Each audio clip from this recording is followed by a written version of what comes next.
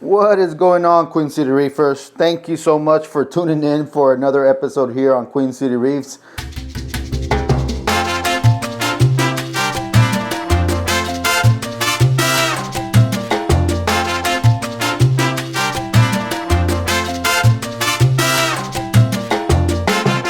For those that don't know me again, my name is Dennis, and this here in front of you is my 69-gallon Red Sea Reefer E-260 Max. This is generation 1, and this is before they came out with their own light. So I've had it for quite some time now, where it has 2 of the Hydra. I believe these are the 32s. I'm not 100% sure, don't quote me on that, but it is the AI Hydras HDs with the 2 pucks. So that being said, for those that have been following me for some time now, you'll see that this tank yet again is different. And I don't know if you've caught my short. It showed that I actually went ahead and removed all the rainbow bubble tip anemones from this tank. Even though I loved it, I did love the way that it looked. I'm not gonna lie to you, I was a little bored with the tank. And so I decided to trade all those anemones into a local fish store, which ended up being like 22, I believe, total. And I ended up using the credit that I got for that to get expensive coral that I would have never paid cash for. And now I have, like, for example, a jawbreaker mushroom that around this area costs anywhere between $250 to $350 for one mushroom. So I took advantage of that and went ahead and just got something that I normally wouldn't get. And then here to the left of the tank, and I'm gonna bring you up closer in a minute, you'll see that there is another anemone, and that anemone is what is known as the Chicago Sunburst anemone. So yes, this will continue to be an anemone tank, but I decided I wanted some high end, and I had a really good friend, shout out to Brandon, who was able to get this for me. Thank you again for that. And here to the right, you'll see another anemone that is referred to Colorado Sunburst. So I did redo the rock, and you'll see that in a way there's 2 islands. There's this island right here, and then there's this island right there. So I wanted to make sure that they stayed separate from each other, and I am using carbon in this tank, and so far so good. I have experienced issues in the past where I try to mix too many different type of anemones, and they don't die, but they definitely don't look like they're thriving. For right now, for sure, I'm only going to keep these 2 different bubble tip anemones. And to the left, bottom left, you'll see right there, you'll see that I still have the blue carpet anemone.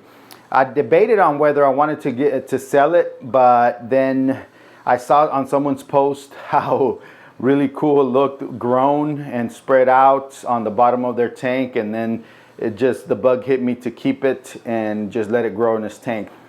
As you can see, there are no fish. I don't know what happened. I found the 6-line wrasse laying on the floor, dead. Also found the sunburst Anthias that I had a little bit lethargic, laying down on the sand bed, and so I tried what I could by giving it one of those safety stop dips, and hoping that maybe it was something that could take care of, but it took a toll on it, and then it died the next day.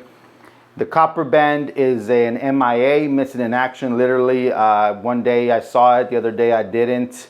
I didn't think much of it. Another day passed. I came and looked, I couldn't see it. And then eventually I was like, okay, no, there's no way. And that's when I decided to break down the rock to see, was it in here still or not, and found that it wasn't. So critters probably ate it. I know some might think, oh, it was that blue carpet anemone, but I've always kept, every single day I come in here and keep an eye on everything. And so when I saw it disappear, I didn't think much of it. I was thinking maybe it was hiding in the rocks, and being that it wasn't eating food, I knew that it wouldn't come out for food. It was still just eating whatever it found in the rocks. You could see it peck at the rocks. And I will tell you that I believe that it was most likely eating Aiptasia, because if you pay close attention, and again, I'll bring you closer here in a second, you will see that I have another eruption of Aiptasia. So if we take a close look, you will see the amount of Aiptasia in here. I mean, it is ridiculous how much Aiptasia there is. And so I'm going to assume that the copper band was keeping them at bay and once it disappeared, there was no longer a predator for these, and they decided to come back with a vengeance. And so I recently bought 10 peppermint shrimp, and I put them in here actually just yesterday. So I'm hoping that in a few weeks to months, maybe you'll start seeing less and less, unless these Aiptasia are that evil and end up getting a hold of the peppermint shrimp instead. So definitely keep an eye on that, and we'll see. But I am not going to be putting any fish in here until I'm hoping that the peppermint shrimp will take care of these Aiptasia, just in case they become snacks for whatever fish I put in here. So for now, it's going to be just these anemones, whatever corals I decide to put in here, mainly anemones, and no fish. And so I don't know if eventually I will or not. I may, but for now, I'm not in any rush to really put fish in here. You'll see, like, literally all around, you'll find Aiptasia. And I apologize for not cleaning the glass, but I wanted to do a quick video because I've been very, very busy, and it's hard to put out videos. So I was like, let me try to see if I can do a run and gun real quick, but I've already, you won't notice. Maybe I'll do a video of bloopers of how much I mess up when I'm trying to talk, and I'm having to correct it all the time and edit those parts out, and so on and so forth. So while you're looking at the tank, I did want to go ahead and mention that I have decided to incorporate a membership program, 3-level membership program, that you will be able to now join, and it will be actually a way to support this channel, support Queen City Reefs in either making more videos, bringing more reviews, creating more content, you know, just a way to really help out the channel, being that now I've been here 3+ years doing videos, and I figured, you know, why not, right? You know, definitely not a must. I will continue doing videos. But of course you get perks like, you know, members only. So I'm thinking like bloopers would definitely be a members only type of video, and then special requests and so on and so forth. I did try to do where I would do either quarterly or twice a year frag pack giveaways to members of the top tier. I'm not sure how I would be able to do that because it's against the YouTube policy. And so when I put the description of how it would work, then they reviewed it and came back saying that I was violating their rules. So I'm thinking definitely maybe it's an unwritten rule that I would do, you know, giveaways for the top tier of either merchandise or corals. You know, we could even do like a spin the wheel of, you know, which the wheel would decide what it would be and then to whom, and then do some kind of maybe quarterly or twice a year type of giveaway to members of the top tier, you know, membership. So I don't know, thoughts. Definitely what is, you know, if you go and click on the membership now, you'll see what I'm offering now, and that is that is effective immediately. And then we definitely could chat about in a group message for members only, that, you know, what we could do in addition to, right? So this would be one of those type of giveaways, of course, that it would be literally free everything, right? You're already paying for the membership, so I would use that to pay for shipping. I would use that, you know, to cover the corals that, you know, I'm giving away, and definitely, you know, something that I think would be worth it for sure. Anyways, back to the video here. So, you know, I won't drag this on too much longer. Again, this right there is the Colorado Sunburst, and then you'll find the Chicago Sunburst right there, and then we'll see one of these blue pineapple, pretty much like a Kenya tree. The really nice blue carpet anemone with a green mouth. I have loads of these Sunburst, sun-kissed bounce mushrooms, and a lot of Aiptasia. So if anybody wants any Aiptasia locally, or I'm even willing to ship, let me know, and I'll definitely frag some of these and send them your way. All right, and just for those that are new and have not been part of this journey with this tank, this is again a Red Sea Reefer E-260 Max that comes with the lights, and it came with the filtration in the back.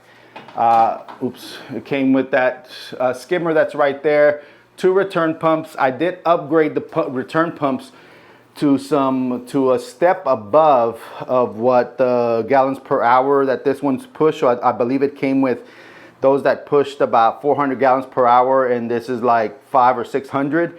I actually went 2 steps above, but it didn't actually fit in the chamber in the back. So then I ended up having to return them and get the, with just 1 step above. And that's because I use these innovative marine Spinstreams, which really, I love the random flow that they provide along with the MP40. Now, I've been thinking of changing the MP40 to something different because, just listen.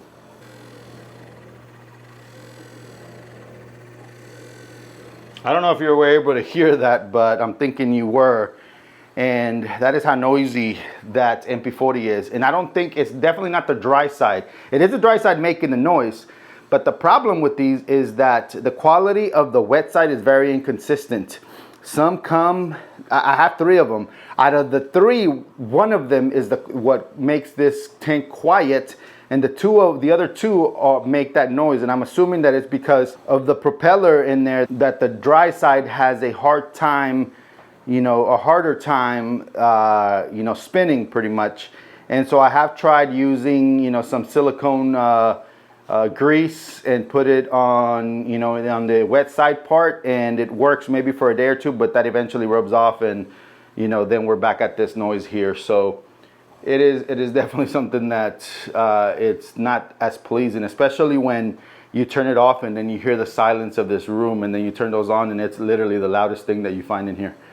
I love the simplicity of being able to trade the wet part and being able to get to it when you can and just trade it for a clean one. But you would think that, you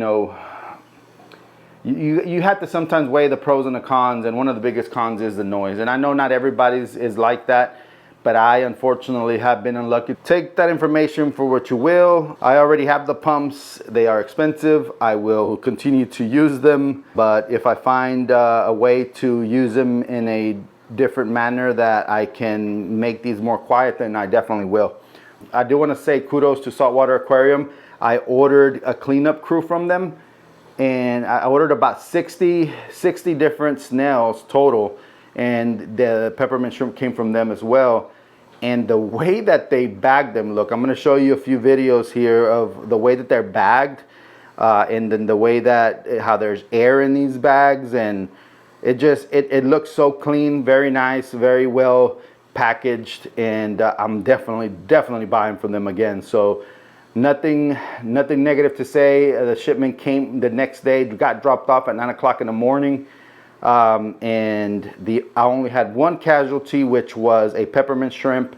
I sent them the picture and they credited it back. Definitely happy with that order, definitely happy with what I ordered, and definitely will be ordering from them again when it comes to the cleanup crew.